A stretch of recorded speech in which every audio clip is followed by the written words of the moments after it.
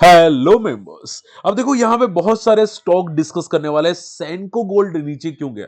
मुझे काफी लोगों ने कमेंट किया था सेंको गोल्ड के बारे में। मैं यहां पे अगर सर्च करता हूं, यहां पे ठीक है, जस्ट अ सेकेंड यहां पे सर्च करता हूं, ठीक है, सेंको। तो आप देखोगे यहां पे सर सेंको गोल्ड नीचे क्यों गया, उसमें क्या होता हुआ दिखाई दिया, हम लोग डिस्कस करेंगे। बीएसएनएल फर्स्ट टाइम प्रॉफिट में है इतने सालों के बाद। गोल्ड स्टॉक साथ नीचे गए हैं। आइडिया स्टॉक्स उसमें भी आज प्रॉफिट बुकिंग थी। कोर्ट केस बहुत बड़ा अपडेट आया था। तो हम लोग यहां पे डिस्कस करेंगे, लेकिन देखो उससे पहले आज दो वीडियो रखे हैं।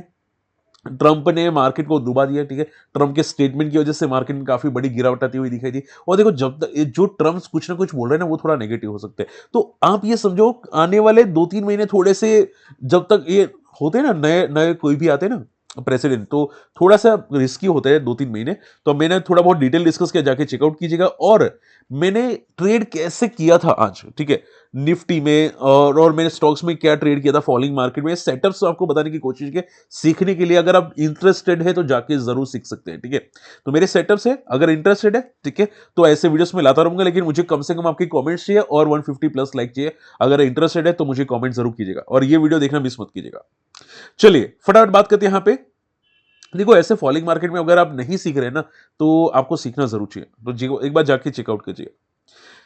अब सबसे पहले बात करते हैं यहाँ पे सेंको गोल्ड की। देखो सेंको गोल्ड फोल्ड किया आज 20% की लोअर सर्किल गई। हमारे one of the community members ने एक मैसेज किया था कि सर मैंने शॉर्ट सेल किया था सेंको गोल्ड को, बाइंग साइड पर मैंने देखा था सेंको गोल्ड को, बाइंग किया और स्टॉक लोअर सर्किट में चला गया। वो भी एमआईएस में किया था। क्या किया था उन्होंने?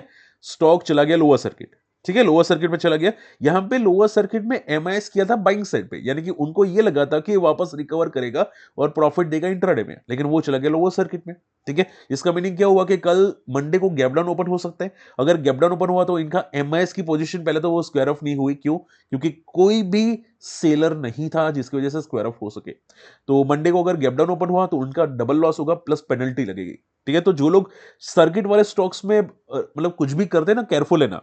कोई कोई लोग क्या करते हैं, अपर सर्किट में शॉर्ट सेल करते हैं, कोई लोग लोअर सर्किट में रिवर्सल के लिए ट्रेड करते हैं। ठीक है भाई, सर्किट के नजदीक हो ना, बहुत ही केयरफुल रहना पड़ता है, क्योंकि अगर सर्किट लग गई ना, आप बेच भी नहीं पाओगे, प्लस पेनल्टी लगेगी, वो अलग, ठीक है। तो थोड़ा कॉशियस रहना। अब देखो सेंको गोल्ड फॉलो, क्योंकि यहां पे इसके नंबर्स बहुत ही खराब आए, बहुत ही घटिया नंबर्स आए। प्रॉफिट देखोगे 70% डीप होता हुआ दिखाई दिया नेट प्रॉफिट में। मैं आपको यहां पे बताना चाहूंगा, नेट प्रॉफिट में 70% का डीप सेंको गोल्ड में आप यहां पे देख सकते हैं। इनके जो नंबर्स है, ठीक है, आप देखोगे 183 करोड़ का प्रॉफिट आया था, ठीक है। Generally December quarter one of the best होता है गोल्ड कंपनीज के लिए। क्यों?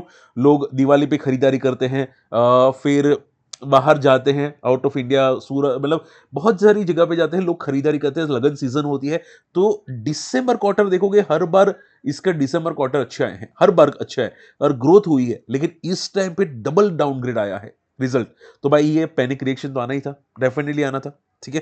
हालांकि सेल्स में इंक्रीमेंट है, लेकिन प्रॉब्लम कहां पे? इनके एक्सपांसेस में प्रॉब्लम है। इनके एक्सपांस काफी हद तक डिक्लाइन होते हुए दिखाई दिए, ठीक है। ये बहुत बड़ा नेगेटिव है, जिसकी वजह से स्टॉक काफी क्रैश हुआ। अब देखो आपको डरने की जरूरत नहीं है, इसमें रीजन पता है क्या है? रीजन यहां पे है, कस्टम ड्यूटी का इंपैक्ट होता हुआ दिखाई दिया कंपनी के अंदर। वो है वन टाइम, ठीक है। मैं यहां पे थोड़ा जूम कर लेता हूं, अगर जूम पॉसिबल होता है तो। जस्ट अ सेकेंड, ओके, यहां पे देखो, सी कंपनी ने क्या लिखा था? The decline was impacted by one time effect of custom duty reduction, ठीक है। तो ये वन टाइम इंपैक्ट होता हुआ दिखाई दिया है, ठीक है। हालांकि देखो रिजल्ट खराब तो खराब होते हैं, भले वन टाइम हो, और वैसे भी फॉलिंग मार्केट है, तो भाई रिएक्शंस तो आना ही था। और स्टॉक की वैल्यूएशंस भी देखे तो यहाँ पे अभी 41 की पे आप ट्रेड करते हुए दिखाई दी है, ठीक है। तो एक रिएक्शन तो डेफिनेटली आना था, इसकी वजह से रिएक्शंस आपको मार्केट में आ जाता हुआ दिखाई दिया। ओके, अब यहां पे कमेंट क्या आ रही है, अब कंपनी का स्टेटमेंट क्या है देखो। However Senco Gold expect EBITDA margin to normalise 7 to 8%। अभी मार्जिन कितना है? अभी आप देखोगे ऑपरेटिंग प्रॉफिट मार्जिन आपको यहां पे 4% दिखाई दे रहा है, मार्च क्वार्टर में 8% दिखाई दे रहा है। यानी कि ये लोग रेगुलर मार्जिन में आपको वापस आते हुए मार्च क्वार्टर में दिखाई दे सकते हैं, ठीक है। और फ्यूचर ग्रोथ क्या बोली है कंपनी ने, कि आने वाले टाइम के अंदर फ्यूचर ग्रोथ और भी बढ़ने वाली है, सेल भी बूस्ट होने वाली है। बात समझ में आई? तो शॉर्ट एंड सिंपल में क्या आ रहा है, ये वन टाइम रिजल्ट की वजह से, वन टाइम एक्सपांसिस की वजह से कस्टम ड्यूटी की वजह से इनका ऑपरेटिंग प्रॉफिट थोड़ा वीक आया, इसकी वजह से स्टॉक का फाइनल प्रॉफिट वीक आया, लेकिन आने वाले क्वार्टर में अच्छे रिजल्ट आ सकते हैं। अब आपको ध्यान में क्या रखना चाहिए, देखो शॉर्ट टर्म की कोई गारंटी नहीं होती। शॉर्ट टर्म में एक बात समझो कि स्टॉक जो रिजल्ट के बाद लोअर सर्किट मारता है ना, हाई चांसेस है वो नेक्स्ट डे को गैप डाउन ओपन होता है। ठीक है, तो शॉर्ट टर्म का कोई व्यू नहीं होता। आप पूछो सर शॉर्ट टर्म का क्या व्यू है, कोई व्यू नहीं होता। और मैंने हमेशा आपको सिखाया कि रिजल्ट के बाद अगर कोई स्टॉक 7% से ज्यादा गिरता है, वो नेगेटिव होता है, तो शॉर्ट टर्म में तो चांसेस बहुत ही कम होते हैं वो रिकवर करे। ठीक है, फिर आपको जो करने कर सकते हैं, मैं ना नहीं बोलूंगा। ठीक है, लेकिन जो स्टॉक तो लोअर सर्किट मारे है उसके तो रिकवरी के चांसेस बहुत ही नेग्लिजिबल हो जाते हैं, शॉर्ट टर्म की बात है। ठीक है, लेकिन फंडामेंटली कंपनी कैसी है, तो फंडामेंटली काफी स्ट्रांग है। सेल्स देखोगे एक टाइम पे 1000 करोड़ थी, आज 2000 करोड़ है। ठीक है, प्रॉफिट भी एक टाइम पे 30 करोड़ था, एक अभी यहां पे कंपनी 100 करोड़ से भी प्लस प्रॉफिट डेफिनेटली करती हुई आपको दिखाई दी है। ठीक है, तो फ्यूचर में पॉजिटिव हो सकता है, हालांकि अभी प्रॉफिट कम हुआ है लेकिन ग्रोथ काफी अच्छा है कंपनी का। ठीक है, कंपनी का काफी ग्रोथ अच्छा है। बैलेंस शीट अगर बात करने जाए तो रिजर्व्स काफी तगड़े बढ़ते हुए दिखाई दिए। बड़े प्लेयर्स है क्या स्टॉक में, तो क्या डेफिनेटली है। बड़े प्लेयर्स ने दिसंबर क्वार्टर में स्टेक बड़ा इंक्रीज किया है, इवन एफआई इवन डीआई, यानी कि कंपनी ठीक ठाक है। गोल्ड कंपनी है, गोल्ड की इवन भी डिमांड रह सकती है, लेकिन प्रॉब्लम क्या है अभी के रिजल्ट पे। तो पहले स्टॉक को स्टेबल होने दो।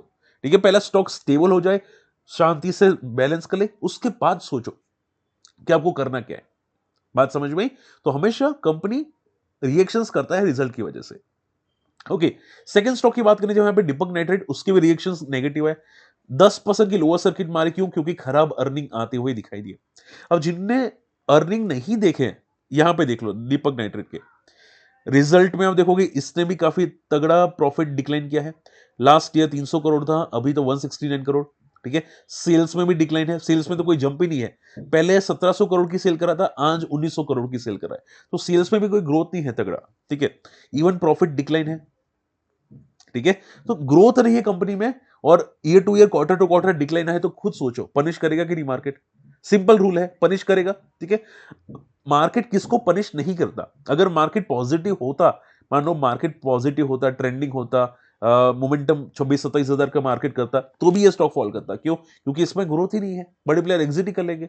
ठीक है, तो ऐसे स्टॉक को ढूंढना चाहिए जो स्टॉक ग्रोथ वाला स्टॉक है। बात समझ में आ रही है? ठीक है, तो अभी के लिए जिस तरह से रिजल्ट आया, स्टॉक कंटिन्यूसली फॉल किया। अब फ्यूचर कॉमेंट्री क्या है, तो फ्यूचर कॉमेंट्री वैसे मिक्स है कैसे? सुन लो, कंपनी क्या काम करी है, कैपेसिटी एक्सपेंशन करी है, कॉस्ट कटिंग मेजर करी है। ठीक है, तो जो कैपेसिटी एक्सपेंशन करी है उसकी वजह से पैसे चाहिए, और पैसे चाहिए तो क्या होगा, प्रॉफिट कम होगा, मार्जिन कम होगा। तो प्रॉफिट एंड मार्जिन वहां पे जा रहा है। तो एक तो सेल नहीं बढ़ रही है, इनकी सेल्स आप लोगों ने देखी, मैंने दिखाई, सेल्स नहीं बढ़ रही है, प्लस प्रॉफिट मार्जिन डिक्लाइन हो रहा है। तो आने वाला कुछ महीने या कुछ मंथ्स या वीक्स या साल बोल दो, एक आध साल, वो थोड़ा वीक रहने वाला है, रिजल्ट उल्टे वीक्स आने वाले हैं। लेकिन जैसे कैपेसिटी सेटअप हो जाएगी, यानी कि नया प्लांट सेटअप हो जाएगा, कैपेसिटी बढ़ा लेंगे, तो प्रॉफिट शायद जाके बढ़ सकता है, लेकिन वो टाइम लेगा। ठीक है, इतना जल्दी नहीं होगा। तो आने वाले एक दो क्वार्टर रिजल्ट इसके वीक ही आने वाले, ऐसा कंपनी का भी स्टेटमेंट आता हुआ दिखाई दिया। ठीक है, तो दीपक नाइट्रेट में थोड़ा कॉशियस रहना, जो मैंने आपको समझाने की कोशिश की है। उसके अलावा तीसरा स्टॉक आ गया कलियन ज्वेलर्स। आज कलियन ज्वेलर्स का भी स्टॉक फॉल करता हुआ दिखाई दिया। ठीक है, कलियन ज्वेलर्स फॉल क्यों किया? क्योंकि ट्रम्प का स्टेटमेंट आया था। अब ट्रम्प ने तो डेफिनेटली बोला है कि भाई हम लोग टैरिफ लगाएंगे, तो उसमें एल्यूमिनियम स्टॉक्स में तो ऑलरेडी लगा दिए हैं। तो माना जा रहा है यहाँ पे कि भाई गोल्ड में भी ऐसे इश्यूज आ सकते हैं, तो ट्रम्प की वजह से जो स्टेटमेंट आया, गोल्ड के स्टॉक भी प्रेशर में आते हुए दिखाई दिए। सेंको गोल्ड तो था ही प्रेशर में, ठीक है, रिजल्ट की वजह से। कलियन भी प्रेशर में आता हुआ दिखाई दिया। तो आप ये समझो, कोई भी स्टॉक मान लो कि बहुत बड़ा करेक्शन होता है, नीचे के लेवल से पुल बैक करता है, तो ऐसा मत सोचो वी शेप रिकवरी करेगा, वो वापस गिरेगा। और कलियन ज्वेलर्स में ऐसा ही होता हुआ दिखाई दिया, वो पुल बैक करने के बाद वापस गिर रहा है, तो कॉशियस रहने की जरूरत है, हर बार ये बात ध्यान में रखिएगा। And last not the least, last दो, ठीक है, वोडाफोन आइडिया। आप देखोगे यहाँ पे 6% फॉल करता हुआ दिखाई दिया। देखो कोर्ट केस आ गया, और कोर्ट केस में क्लियर कट जो एजीआर की प्ली थी वो रिजेक्ट होती हुई दिखाई दी। अब एजीआर की थी क्या एग्जैक्टली तो आप ये समझो, वोडाफोन आइडिया ने एक यहाँ पे कोर्ट केस में डाला था कि जो एजीआर का कैलकुलेशन है वो गलत है, उसको रिकैलकुलेट करना चाहिए। ठीक है, भाई क्लियर कट कोर्ट ने बोला भाई ऐसा कुछ रिकैलकुलेट बिल्कुल नहीं है, आपको देना पड़ेगा, जितना है उतना तो देना ही पड़ेगा, कुछ भी कर लो। ठीक है, तो ये क्लियर कट है कि भाई यहाँ पे अभी एजीआर देना पड़ेगा, जिसकी वजह से इंडस टावर भी गिरा, वोडाफोन आइडिया भी गिरा, और दूसरे स्टॉक भी गिरे। ठीक है। तो वोडाफोन आइडिया में आप ये समझो जब तक इनका डेट रिड्यूस नहीं हो जाता या इनका प्रॉफिट 40% बढ़ नहीं जाता तब तक इसमें कुछ भी कहना मुश्किल हो जाता है। ठीक है। Last not the least BSNL, जिसका इंपैक्ट हो सकता है एमटीएनएल के अंदर। अब बीएसएनएल 17 साल के बाद प्रॉफिट में आई है। 17 साल के बाद, 2007 की बात है। आई थिंक 2007-2008 के आसपास कंपनी ने प्रॉफिट पेश किया था लास्ट टाइम, और अभी इतने सालों के बाद Q3 प्रॉफिट पेश करी है Q3 क्वार्टर में। ठीक है। तो इसका एमटीएल में क्या बेनिफिट पड़ेगा? देखो, अभी सरकार ने, याद है आप लोगों को कि यहाँ पे 6,000 करोड़ यहाँ पे डालने की बात की गई थी।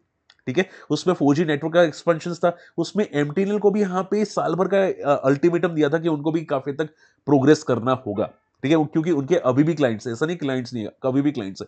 तो अगर ये प्रोग्रेस कर लेती है तो हाई चांसेस है कि भाई ये भी प्रॉफिटेबल हो सकती है। हालांकि डेट इनका बहुत ज्यादा है, लेकिन अगर ये प्रॉफिटेबल हो जाते हैं तो भाई सोने पे सुहागा हो जाएगा। तो होप ये शायद मंडे को कुछ रिएक्शंस दे, लेकिन मेरी कोई रिकमेंडेशन नहीं है बाय सेल की। थोड़ा कॉशियस रहना, पहले प्रॉफिटेबल हो जाए उसके बाद सोचेंगे।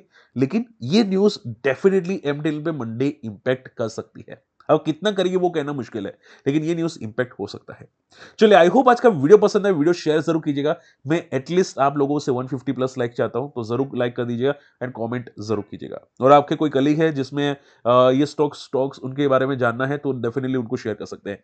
और हमारी इन्वेस्टर्स कम्युनिटी को ज्वाइन करने के लिए हमारे लिंक से अकाउंट ओपन कर सकते हैं। अकाउंट ओपनिंग की लिंक वीडियो के डिस्क्रिप्शन कमेंट्स में जरूर मिल जाएगी। मिलते हैं अगले वीडियो में, तब तक के लिए गुड बाय, जय हिंद।